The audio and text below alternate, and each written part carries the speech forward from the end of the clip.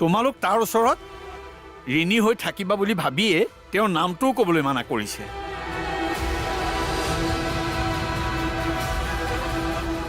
বেংকত টকাখিনি জমা দিবলৈ যাওঁতে কোনোবাই তেওঁক চিনি পাব বুলি ভাবি বেলেগ এগৰাকী মহিলাৰ হতুৱাই লোন একাউণ্টত টকাটো জমা দিছে।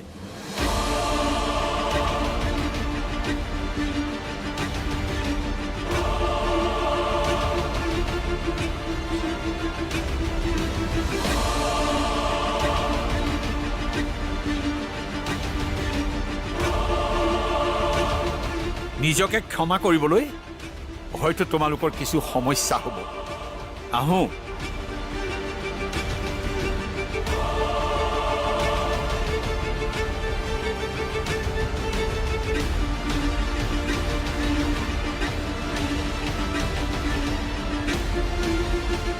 নবু,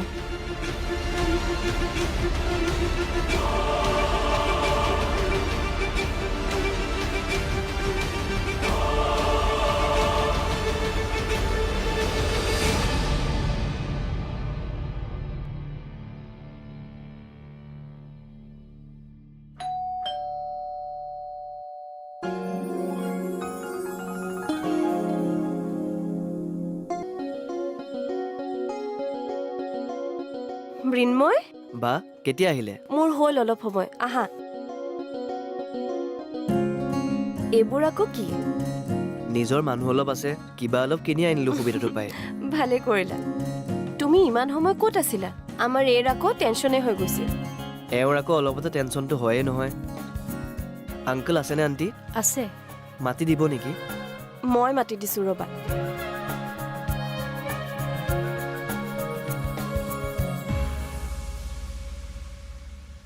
কি হ'ল? মুখখন ডাৱৰীয়া যেন লাগিছে।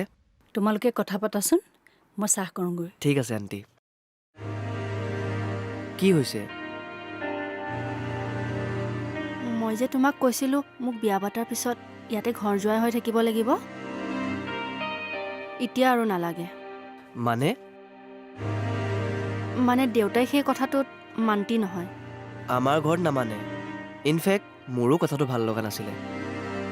তুমি বেয়া পোৱা বুলিহে মই কথাটো কোৱা নাছিলোঁ। থেংকছ। আৰু এটা কথা আছিল। কোৱা। মই কেৱল BA হে পাছ কৰিছোঁ, তাৰপিছত আৰু নপঢ়িলোঁ। তোমাৰ ঘৰত সেই কথাটো গম পালে কিবা ইছ্যু ক্ৰিয়েট হ'ব নেকি? একো ইছ্যু নহয়, আৰু কিবা হ'লে মই ক'ম নহয়।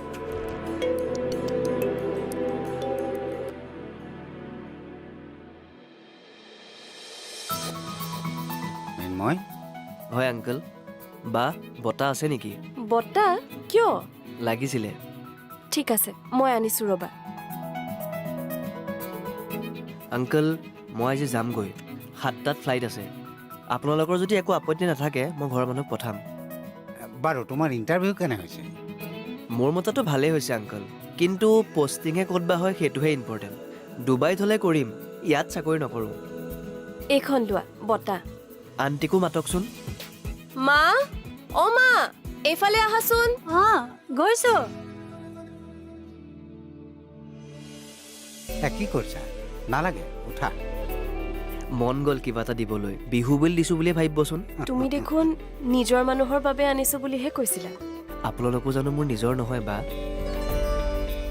মোক মাতিছিল নেকি? মই চাহ কৰিছিলোঁ। চাহ দিয়াৰ আগতে আশীৰ্বাদে দিয়ক।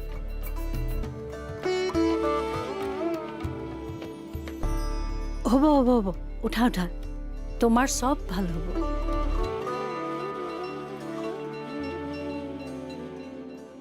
আৰে কি কৰা? উঠা। মোক তুমি এনেকৈ দিয়া, মোৰ ইমানো বয়স হোৱা নাই দিয়া। এনেই ডাঙৰ কাৰণে। মোক তুমি তোমাৰ বন্ধু বুলিয়ে ভাবিব পাৰা। শ্বেক, আৰে দিয়া আকৌ।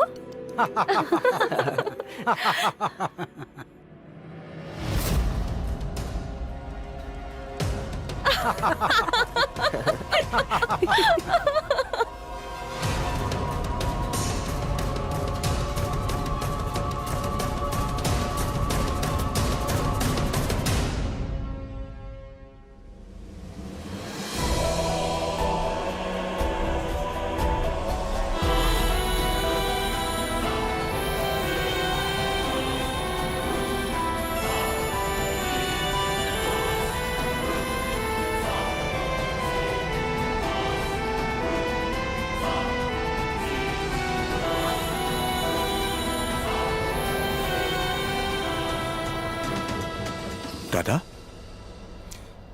আই এম চৰি।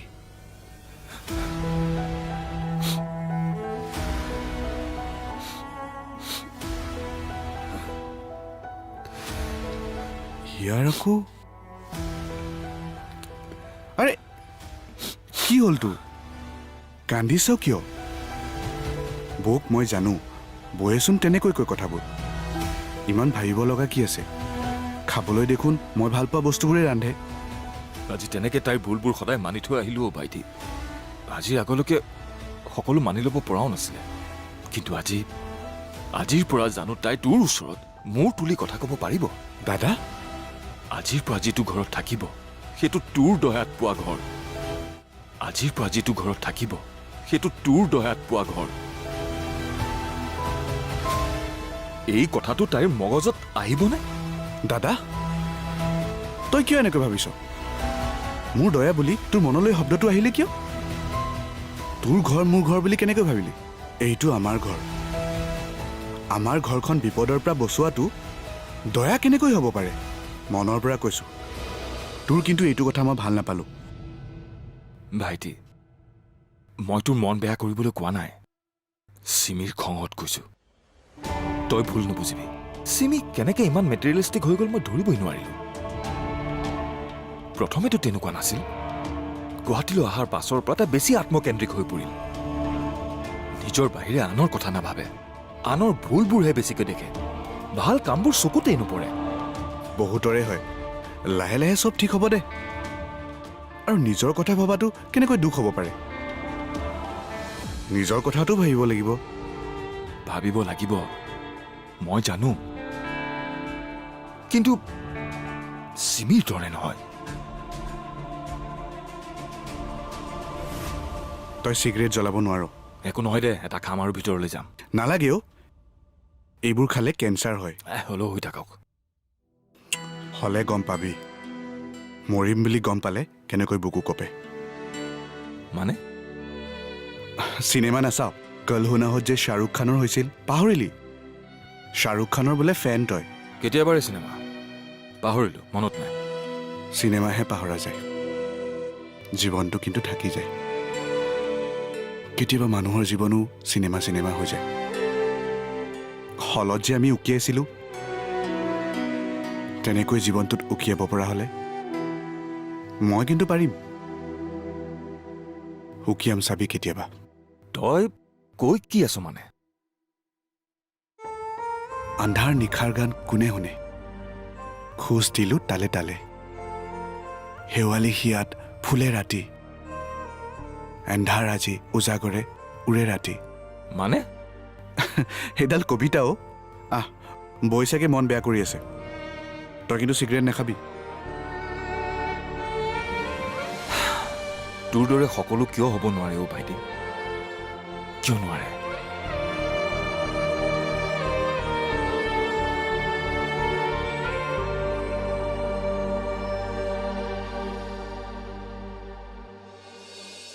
বৌ, বৌ,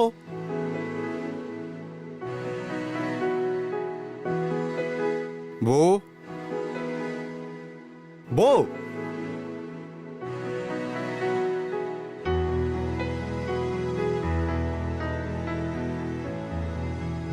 দোস্তি মা নাই ইয়াত? নাই। বৌ কলৈ গ'ল বাৰু?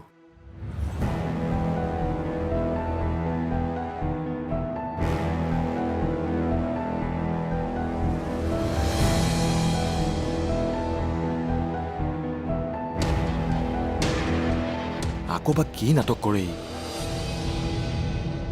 Thank you so' much for your gift. পিছে তোমাৰ মা দেউতাই কি কয়? নিজৰ মা নাই, দেউতা আছে। মই 12ত থাকোঁতেই মা ঢুকোৱাৰ বাবে পৰিয়ালৰ মানুহে দেউতাক বিয়া কৰাই দিলে। ছেকেণ্ড, মা ফালৰ পৰা এজন ভাইটি আছে।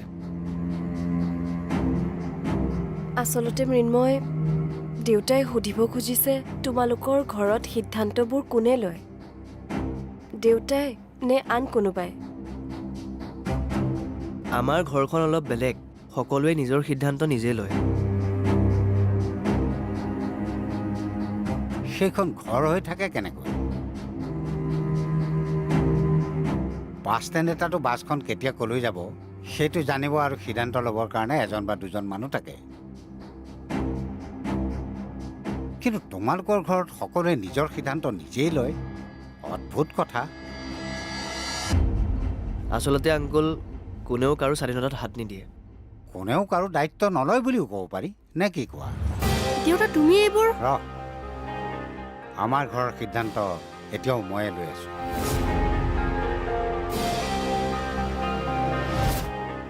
আমাৰ ঘৰৰ সিদ্ধান্ত এতিয়াও ময়ে লৈ আছো।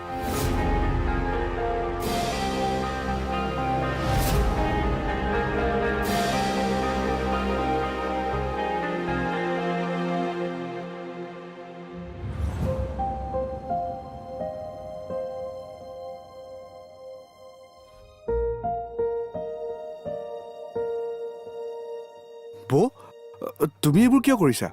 মই কৰিমতো। কৰিবতো লাগিবই। আফটাৰ অল ঘৰৰ মালিকৰ ৰুম।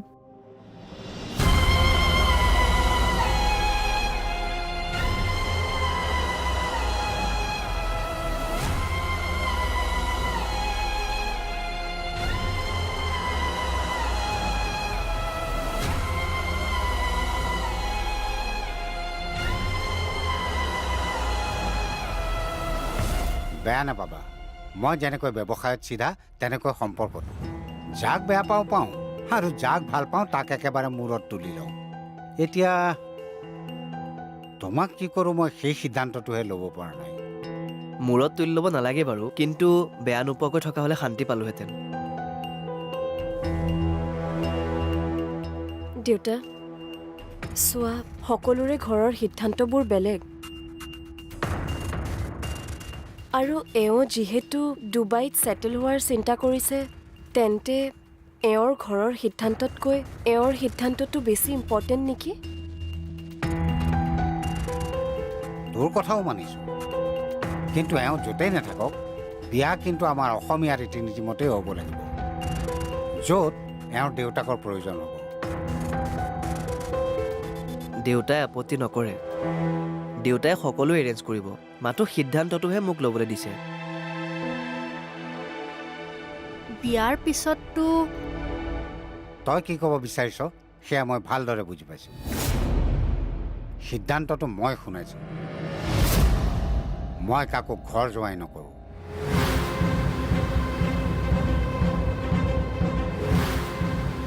বিয়া দিয়াৰ পিছত কইনা হয়তো এইখন ঘৰৰ পৰা ওলাই যাবি, মাজে মাজে আহিবি, কিন্তু আলহী হৈ।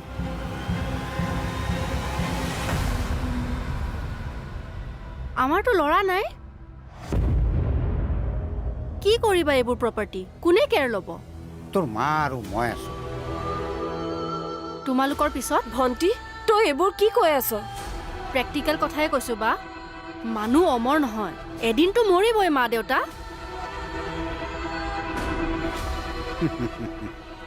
তোমাৰ ছোৱালীয়ে কিন্তু বৰ ভাল প্ৰেক্টিকেল কথা এটা ক'লে মিতা।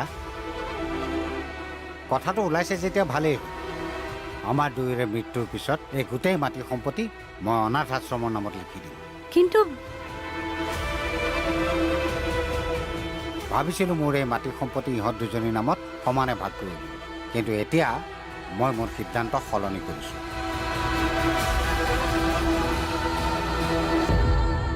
বীণা, তোৰ কোনোবা চিনাকি অনাথ আশ্ৰম আছে নেকি? মোক এড্ৰেছটো দিবি, মই কাইলৈ গৈ কথা পাতিম। দেউতা, মৃন্ময়, তুমি বহা, মোৰ অলপ কাম আছে।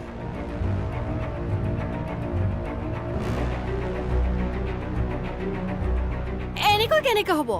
ইচ্ছা কৰিলে প্ৰপাৰ্টি বেলেগৰ নামত লিখি দিব পাৰিব নেকি? পাৰিব, কাৰণ এই সম্পত্তি দেউতাই নিজে গঢ়া, তই বা মই নহয়। বা